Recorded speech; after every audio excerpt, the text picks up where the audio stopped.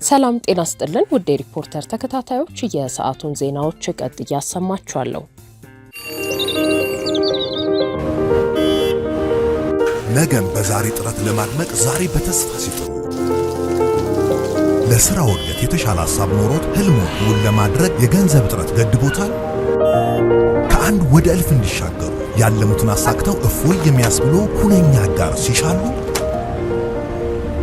በአዲስ የዘመን አሰራር የማደግ ህልሞን እውን ልናደርግ እፎይታን ለእፎይታው እፎይታ ዲጂታል የብድር አገልግሎት ከወጋገን ባንክ። እፎይታ ዲጂታል የብድር አገልግሎት ማሻሻያ ሳያስፈልግ ደንበኞች ያላቸውን የመክፈል አቅም መሰረት ያደረገ ለግለሰቦች እንዲሁም መደበኛ ላልሆኑ ጥቃቅንና አነስተኛ ንግዶች በዋናነት የሥራ ጀማሪዎችና ፈጣሪዎች የሚሰጥ የብድር አገልግሎት ነው። አሁኑኑ ወደ ወጋገን ባንክ ቅርንጫፎች በመሄድ ሂሳብ ከፍተው መተግበሪያውን ከጎግል ፕሌይ ላይ በማውረድ የአገልግሎቱ ተጠቃሚ መሆን ይችላሉ። ያለሙትን አሳክተው እፎይ ይበሉ። ወጋገን ባንክ። በጋምቤላ መሬትን መሰረት አድርጎ የተቀሰቀሰው ግጭት የብሔር መልክ መያዙንና በግጭቱም በርካታ ሰዎች መገደላቸውን የዓይን እማኞች ገለጹ። በጋምቤላ ክልል አልፎ አልፎ ግጭቶች ሲከሰቱና ሲረግቡ የሚስተዋል ሲሆን ከሰሞኑ ህዳር 30 ቀን ከተፈጠረው አጋጣሚና በቀናት ልዩነት ውስጥ የክልሉ ፖሊስ ኮሚሽነር የጋምቤላ ክልል መቀመጫ በሆነችው ጋምቤላ ከተማ ተገድለው ከተገኙ በኋላ ግጭቱ ተባብሷል። ባለፉት 3 ቀናት በነዋሪዎች ገለጻ ከባድ የሚባል ግጭት የተፈጠረ ሲሆን በዛሬው ዕለት በጋምቤላ ከተማ አንጻራዊ መረጋጋት መኖሩንና ከከተማዋ ወጣ ብሎ ባለው ኢታንግ ወረዳ ግን በወረዳዎች ውስጥ ግጭት ቀጥሏል። ነዋሪዎች እንደሚሉት ትክክለኛ ቁጥሩን መለየት አስቸጋሪ ሲሆን ምናልባትም በመቶዎች የሚቆጠሩ ሰዎች ግን እስካሁን ሳይሞቱ እንዳልቀሩ ነው የሚገልጹት። ሪፖርተር ያነጋገራቸው የጋምቤላ ነዋሪዎች ሀሳብ የሚከተለው ነው። በቅርብ ጊዜ እኔና አንድ ጓደኛ ወደ ከተማ ሲሄድ ጋምቤላ ከተማ አደባባይ አካባቢ ለሻይ ቡና ማለት ነው። እሱ ባንክ ማኔጀር ነው። የአብሲኒያ ኬንቻቤ ማኔጀር ኩዊች የሚባል ጋጅ የሚባል እሱ የኔ ጓደኛ ነው። ከኔ ጋር አብሬ ሲሄድ ለሻይ ቡና ሲወጣ ከዛ የሆነ ፖሊስ መጥቷል፣ ወደኛ መጥቷል። ከዛ ታክሲ ተከፈተው ወደኛ ተጀመረ። በኔ ተደርሷል። አንገት ላይ አካባቢ እንትና ከና ወደሱ ጉዳት ደርሷል ማለት እሱ ሞተ። ወደ ሐኪም ቤት ሄደ። በቃ ሕክምና ወስዶ እንደዚህ ሁኔታ ነበረ። ከዛ በተመሳሳይ ቀን አንድ ሁለት ቀን የፖሊስ ጣቢያ አዛዥ ተገደዋል። ማን እንደገደሉ መረጃ የለውም፣ አልተጣራም።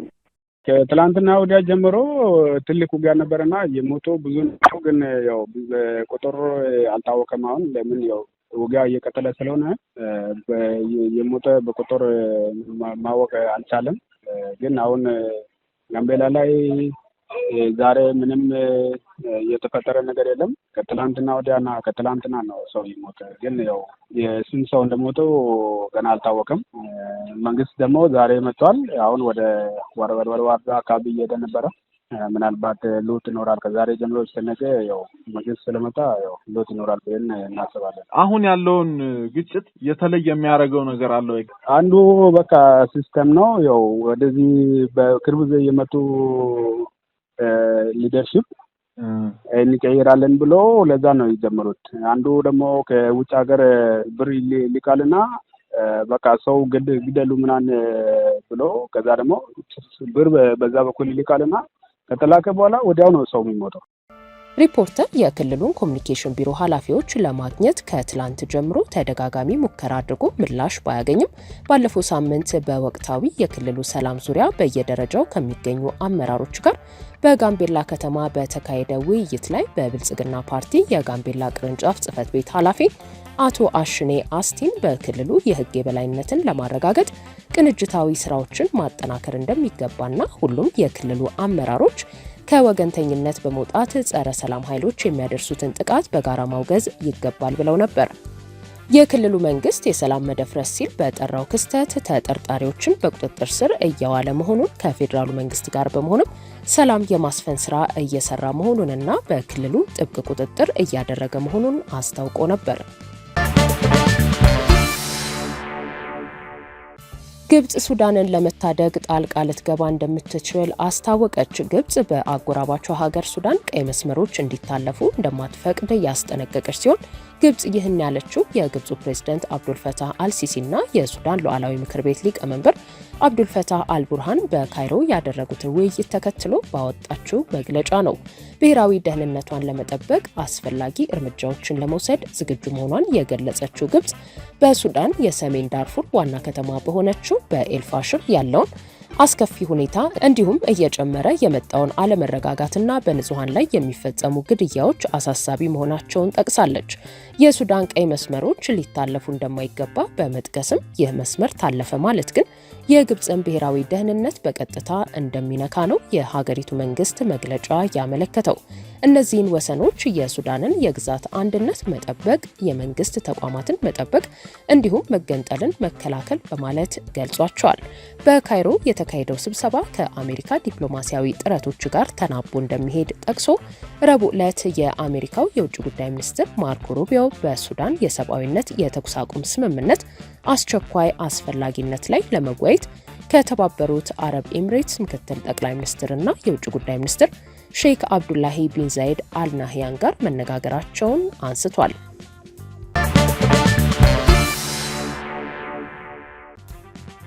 የአሜሪካ መንግስት በዲቪ የውጭ ዜጎችን መቀበልን አገደ። በስደተኞች ላይ ያነጣጠሩ የጉዞና ቆይታ እርምጃዎች መቀጠላቸው አነጋጋሪ ሆኗል። በዲቪ ሎተሪ ስርዓት አማካኝነት ወደ አሜሪካ የገባ ስደተኛ ከቀናት በፊት ብራውን በተባለ ዩኒቨርሲቲ ውስጥ 2 ተማሪዎችና 1 ፕሮፌሰርን በመግደል መጠርጠሩን ተከትሎ የፕሬዝዳንት ትራምፕ አስተዳደር ዲቪ እንዲቆም ወስኗል። የአሜሪካ መንግስት በብራውን ዩኒቨርሲቲ ውስጥ በተፈጸመውና 2 ተማሪዎች ተገድለው 9 ሰዎች ጉዳት የደረሰባቸው ሲሆን ከዩኒቨርሲቲው ውጭ ደግሞ 1 የተቋሙ ፕሮፌሰር በመኖሪያ ቤታቸው መገደላቸውን ተከትሎ የዩናይትድ ስቴትስ የሀገር ውስጥ ደህንነት መስሪያ ቤት ኃላፊ ክሪስቲ ኖየም በድርጊቱ የተጠረጠረው ግለሰብ በዲቪ እድል ተጠቃሚ ሆኖ ወደ አሜሪካ የገባ ነው ብለው ፕሬዝዳንት ትራምፕ የዲቪ ሎተሪ እድል መርሃ ግብሩ እንዲቋረጥ አድርጊ ሲሉ ትዕዛዝ እንደሰጧት ተናግራለች።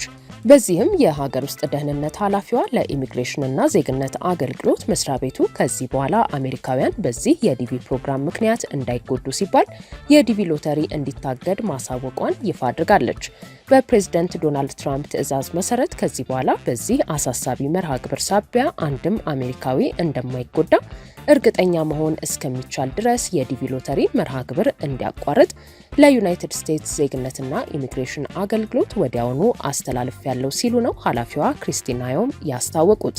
በብራውን ዩኒቨርሲቲ የተኩስ እሩምታና ከዛ በኋላ በሌላ ቦታ ለተከሰተው የመምህሩ ግድያ ክላውዲዮ ማኑኤል ኔቬስ ቫለንቴ የተባለ እንደ አውሮፓውያኑ አቆጣጠር በ2017 የዲቪ ሎተሪ መርሃ ግብር እድለኛ ሆኖ ወደ አሜሪካ የገባው ግለሰብ ተጠርጣሪ ሆኗል ተብሏል።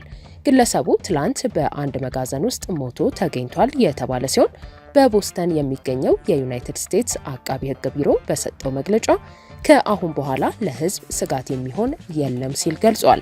የዲቪ ሎተሪ መርሃ ግብር በየዓመቱ 50,000 ፍልሰተኞች ወደ ዩናይትድ ስቴትስ እንዲገቡ የሚያስችል እድል እንደነበር ነው የተገለጸው።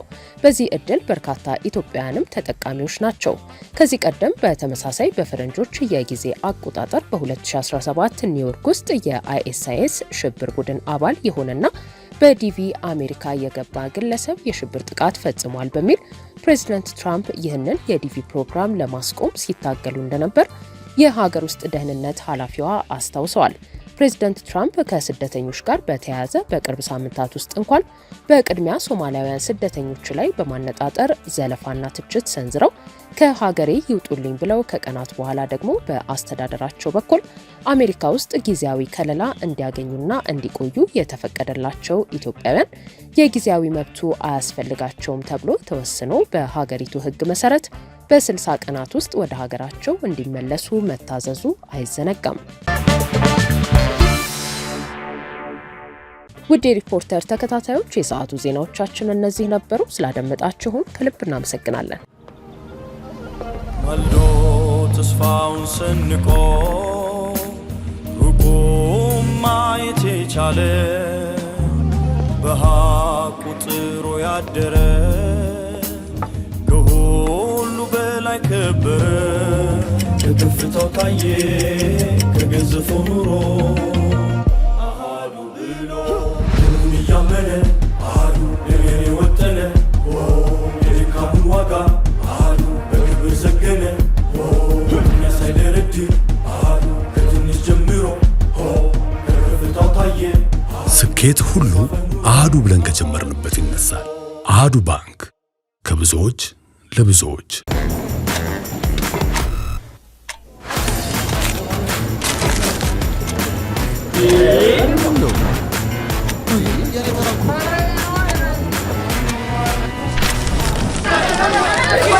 ዘመናዊ የባንክ አገልግሎቶችን በማስተዋወቅ ፈርቀዳጅ የሆነው ባንካችን አቢሲኒያ አሁን ደግሞ በአይነቱ ለየት ያለውን ወረቀት አልባ የባንክ አገልግሎት በሁሉም ቅርንጫፎቹ ይዞልዎት መጥቷል። በስማርት ቴክኖሎጂ በመታገዝ የፊት ገጽን ወይም የጣት አሻራን በመጠቀም በራስ አገዝ አገልግሎት ወይም በባንካችን ሰራተኞች ታግዘው ሂሳብ መክፈት፣ ገንዘብ ገቢ ወጪ ማድረግም ሆነ ሌሎች ፈጣንና ደህንነቱን የጠበቀ የተሟላ የባንክ አገልግሎቶች ያገኛሉ። አቢሲኒያ የሁሉም ምርጫ።